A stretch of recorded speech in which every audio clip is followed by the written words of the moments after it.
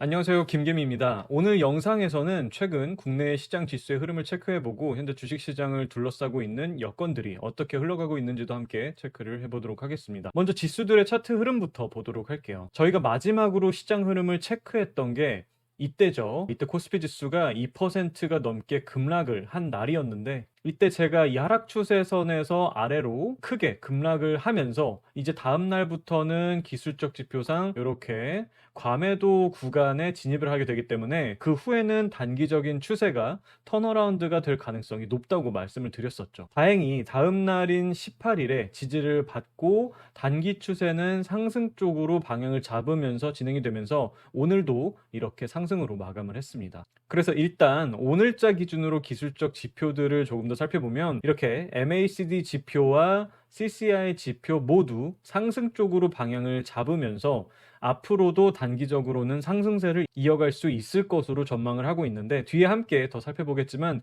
오늘 새벽에 진행이 되었던 미국의 FOMC 기준금리 결정 미팅에서 이번 3월에 기준금리를 인하하게 될 가능성이 거의 완전히 깨져버리는 발언들이 나오면서 이 부분은 시장에 분명히 악영향으로 작용을 하는 부분입니다. 그럼에도 불구하고 코스피 지수의 경우는 정부가 코리아 디스카운트 해수책으로 내놓을 것으로 예정되고 있는 기업 밸류업 프로그램에 대한 기대감으로 계속해서 강세를 이어갈 가능성이 높다고 보고 있어요. 이 기업 밸류업 프로그램은 국내 상장사들 가운데 극심하게 저평가되어 있는 기업들을 대상으로 하는 프로그램으로 저평가의 기준은 기업의 주가 순자산 비율인 PBR을 기준으로 할 것으로 예상이 되고 있습니다. 주요 내용은 PBR이 1 미만으로 극도로 낮은 상장사들을 대상으로 기업 가치 개선 계획 공표 권고, 즉 앞으로 어떻게 기업 가치를 개선해 나갈지 의무적으로 계획을 발표하게끔 하고 PBR, ROE 등의 투자 지표들을 비교 공시, 그리고 기업 가치 개선, 우수 기업 등으로 구성된 지수 개발 등, 즉 현재 PBR이 극도로 낮은 기업들한테 기업 가치를 자구적으로 개선할 수 있도록 정부 차원에서 압박을 주겠다는 의미죠. 이렇게 된다면 앞으로 저평가에 대한 부분이 어느 정도 해소가 되어갈 가능성이 높기 때문에 이 PBR이 낮은 기업들에 대한 투심이 현재 상승을 하면서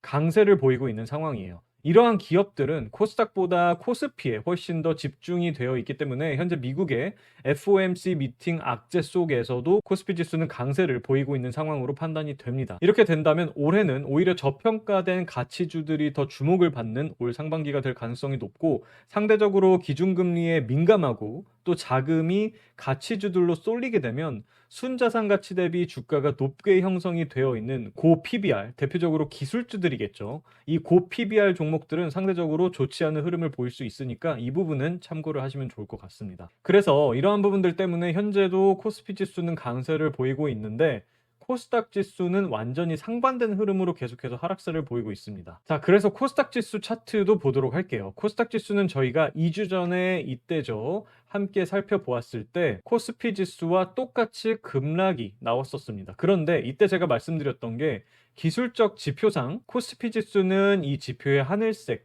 시그널선이 아래까지 충분히 과매도 구간까지 내려온 상태였는데 코스닥 지수의 경우는 보시면 이제 막 이 하늘색 선이 내려오기 시작을 했기 때문에 앞으로 코스피 지수보다는 더 하락을 이어갈 가능성이 높다고 말씀을 드렸었죠.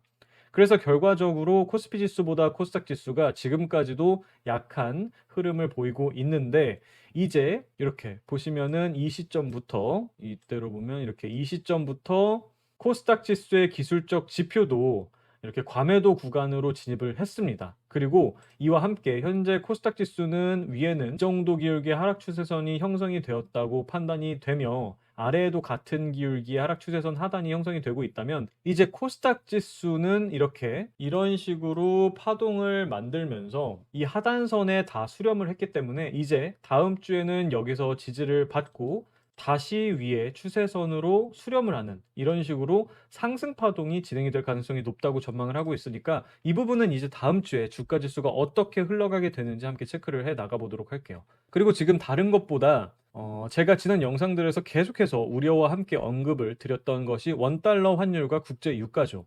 이 원달러 환율과 국제 유가 그리고 미국의 기준금리는 서로 뗄래야 뗄 수가 없는 요소들인데 일단 어제 FOMC를 통해서 금리 인하 시점은 3월은 물 건너 갔고 빨라야 5월이 되게 될 것으로 예상이 되고 있는데 이 미국의 기준금리에 가장 영향을 많이 받는 건 원달러 환율입니다.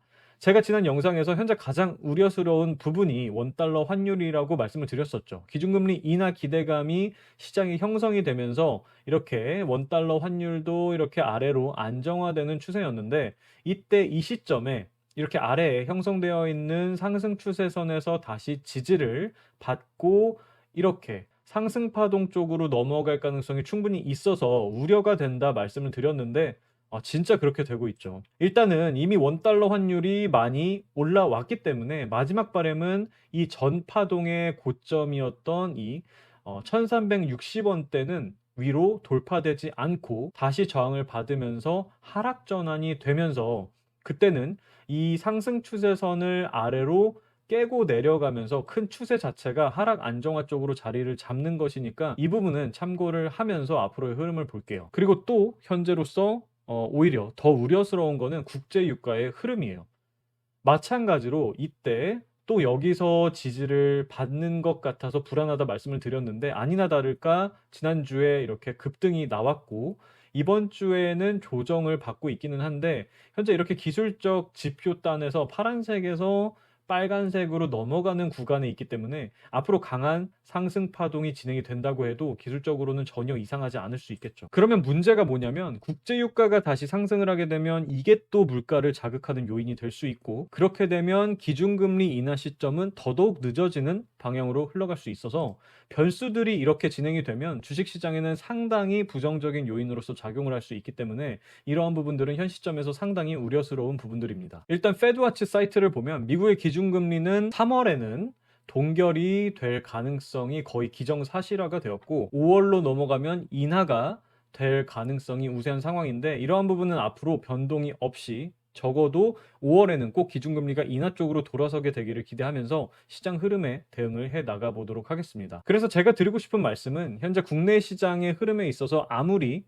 미래의 기업 가치에 대한 기대감이 큰 기업이라고 할지라도 기업의 현재 가치 대비해서 너무 가격이 높게 형성이 되어 있는 기업들에 대한 투자는 조금 조심해서 더 신중하게 접근을 해주시는 게 좋지 않을까 생각을 하고, 저희 채널에서 주로 집중을 하고 있는 저평가 기업들에게는 오히려 올해 더 관심을 가져보시면 어떨까 생각을 하니까 이 부분은 투자를 하시는데 참고해 주시면 좋을 것 같습니다. 제가 우려하는 부분들과는 상관없이 국내 시장이 앞으로 계속해서 쭉쭉 상승해 나가길 바라며 이번 영상은 여기서 마치도록 하겠습니다. 끝까지 시청해 주셔서 감사합니다.